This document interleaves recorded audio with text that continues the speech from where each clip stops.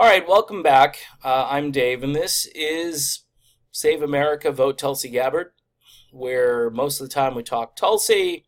However, I got a lot on my mind about this Bob Mueller press conference yesterday and how it undermines anybody in the country who wants real political issues talked about.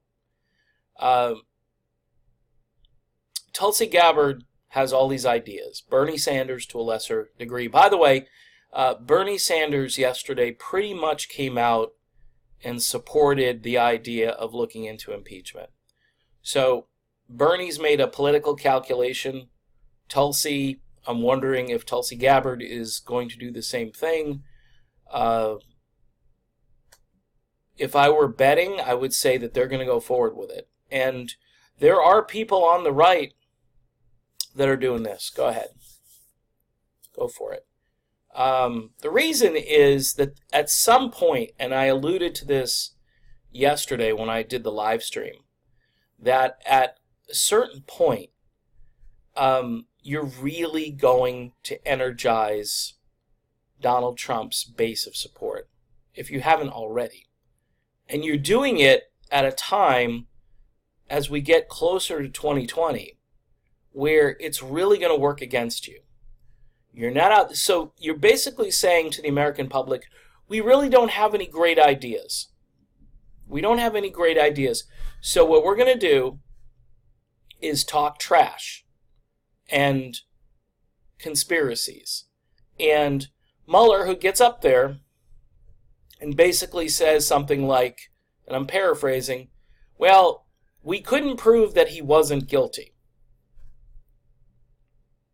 Okay, isn't that like not the American system? Isn't it innocent until proven guilty? And he got up there and he said, well, we can't prove that he isn't guilty. That's up to Congress now. So Congress, he basically is passing the ball. And he says something like, well, I don't have a mechanism to get rid of Trump, but, Congress does. That's basically cheerleading for impeachment, which means this is a political investigation. We've reached a point in this country where there's no neutral, nonpartisan person who is able to make determinations based on truth, facts, information. It seems as though we're in a new place, a new era. And one of the things that got me into the candidacy of Tulsi Gabbard was I saw someone who was genuine. When I first got on board, I was like, I don't know if I believe in this Medicare for all stuff. Okay? But I believe in Tulsi Gabbard. I believe she would be a great advocate for the working men and women in this country, and for the disadvantaged, and for the poor, and for the military folks who've come back and their lives are broken. And Tulsi Gabbard would be there to support those people in a common sense way, in an issue-by-issue way. Not in a witch hunt kind of thing. Not in the political chess game, gotcha. This is what we're doing right now with this Mueller thing. This Mueller thing is going to be a cable news bonanza. And he re-energized the entire thing. Now, you've got all kinds of commentary out there. Trump supporters, people who are sycophants for Trump, like Sean Hannity, for instance, who are like, hey, bring it on. They're you know what's going on over there is they're going to get tired, and they're getting fed up. Because if you're objective, you know that this was a witch hunt. This was started by Hillary Clinton and the fake dossier and all the stuff that was in there. This was, political psyops. And this was kind of a trigger if Trump actually won, well, we try to get him out based on this stuff. Now, Hillary Clinton is never going to be president, so this isn't going to help her. Is it going to help Joe Biden? Don't know. By the way, Biden and Sanders now nationally are polling neck and neck. Originally, we had heard or were told that Joe Biden had like a 25-point lead on Bernie Sanders. Well, not so fast. This is shaping up to be very similar to the last election cycle, where the media just, that's Sanders. I don't want to talk about him. He's polling at 29% and Biden's at 28%. And we haven't had one primary yet. And Iowa is probably going to go to Bernie. New Hampshire is going to go to Bernie. So Bernie Sanders, his campaign, I wish they hadn't gone in and said, yep, we're going in on this Mueller report and we're going to talk about impeachment. It's sad because the country deserves a vigorous, honest debate about issues. And now we've got this distraction. And don't think for a second, by the way, that this distraction wasn't done on purpose. Because everything that you see out there in the news media is done to take your eye off the ball.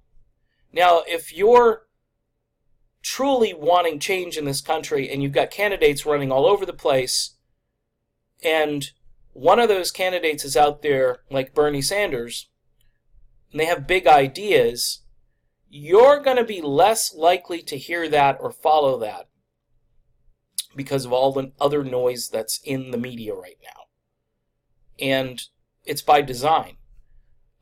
This is, I want to say it's a deep state type of thing, but what I really truly believe is it's just another sort of corporate distraction. Another corporatist gets up in front of other corporatists. They give a speech about guilty until proven innocent. Okay, and I'm not a Trump fan at this point, as you know. But this is crap, and it could happen to any president that the establishment doesn't like. They don't like Trump because he's anti-establishment and he says crazy stuff, and they want even keel. You know what I want? I want somebody to address issues: student loan debt, education, housing, the economy, which for some folks, they're doing fine. I can tell you, everybody that I talk to, not everybody, but a good majority of people, they still struggle. They still struggle. And these are people that are making decent wages. Cost of living is too high, and these corporations don't pay what they should be paying, so people can at least live a comfortable life. Bernie Sanders, I think, embodies those things. Tulsi Gabbard, obviously, who's getting zero coverage. Zero coverage. I'm just going to throw it out there. Every poll, I never see Tulsi's name.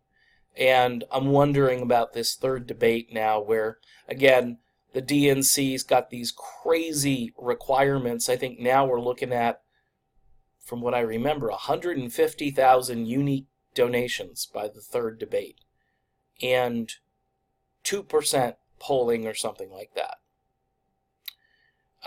She's gotten, a fair amount of donations, but it's this is going to be, you keep moving the goalposts, and this is going to be a tough go. And I'm not trying to discourage anybody, because a lot of people say, "Hey, Dave, try to stay positive, will you?"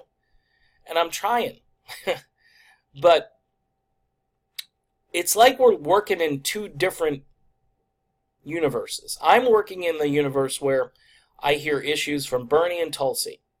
I think they're offering solutions for the country. I think, especially Tulsi, she's out there proposing things and trying to get bills passed. And she's got co-sponsors, and she's working with Republicans on certain things. And she's truly a maverick. We've heard that expression when it came to the late Senator McCain. he was an establishment person, and I'm being nice.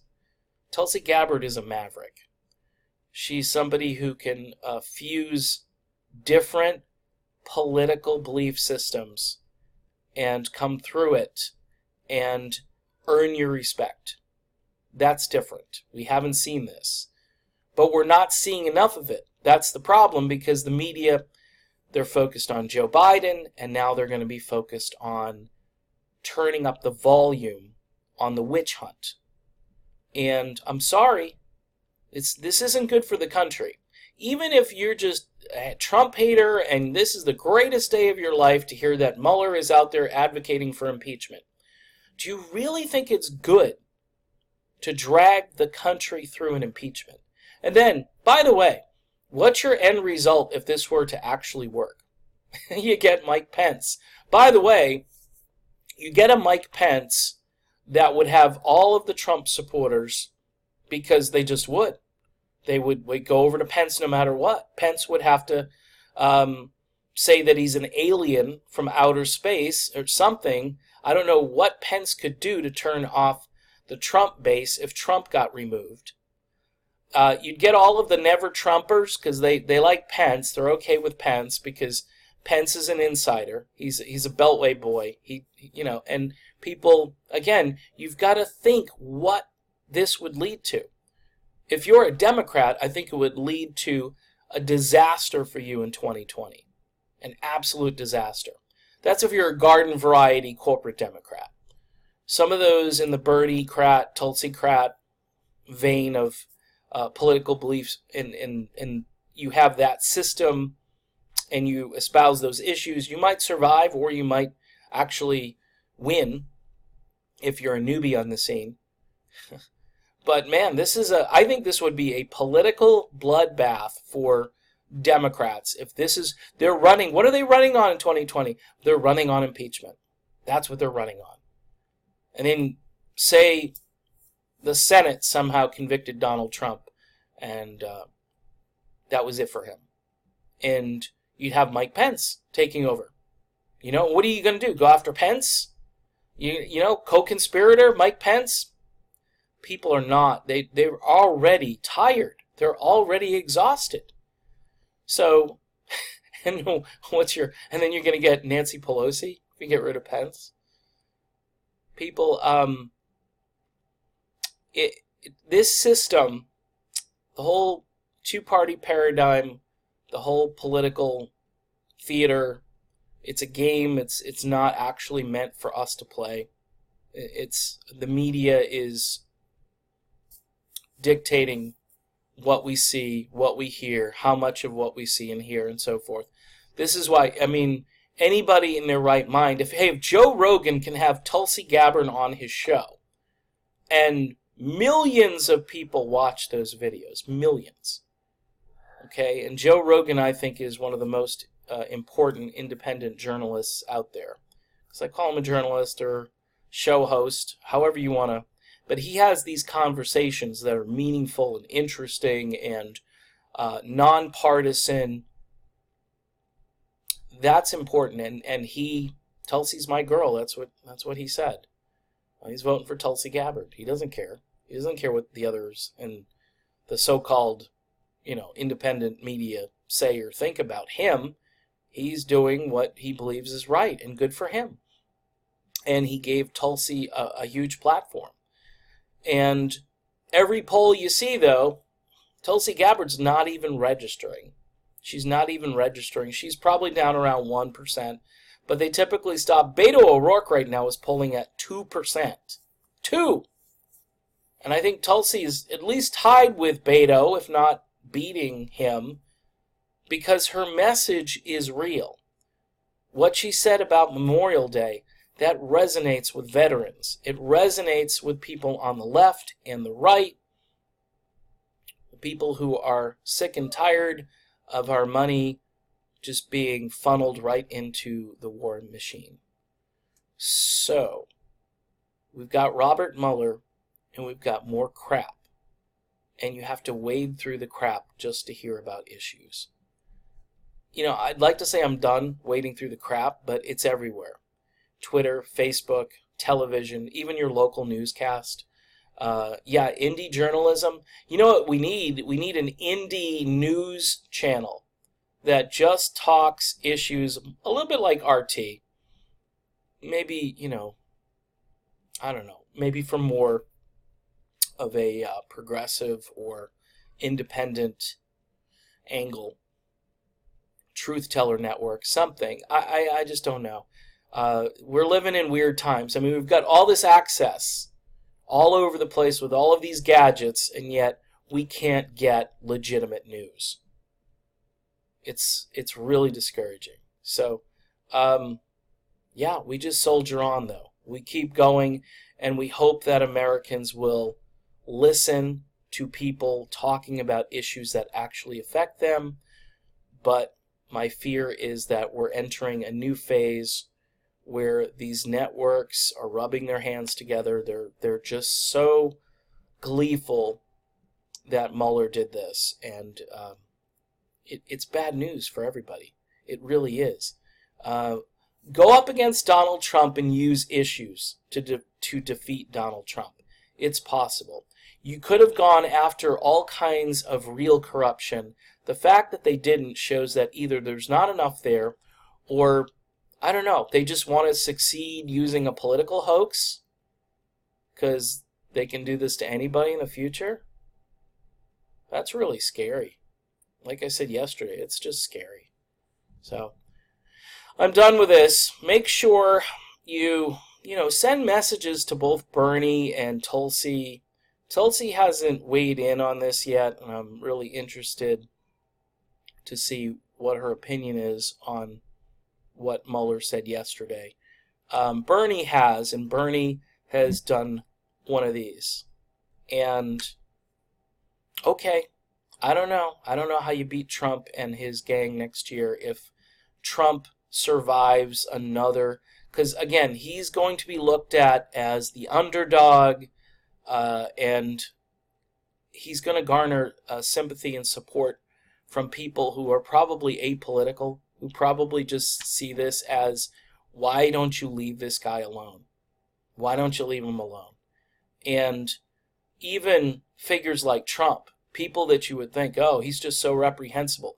Well, reprehensible people get sympathy if they're attacked relentlessly, and where there's really no evidence in this situation. If people learn more about this, or if this boomerangs the other way, where Hillary Clinton and her team get scrutinized, I mean, it's going to be a bloodbath in 2020 for Democrats. This is why we need a third way, another way around this, because at least if you're in another movement, you're above this. You're not even talking about these things. You're talking about real issues. And we need to get back to that pronto. All right. This video is way too long, and thanks for watching. Thanks for subscribing. Don't forget, if you can support me over on Patreon, that would be very helpful. All right. See you soon.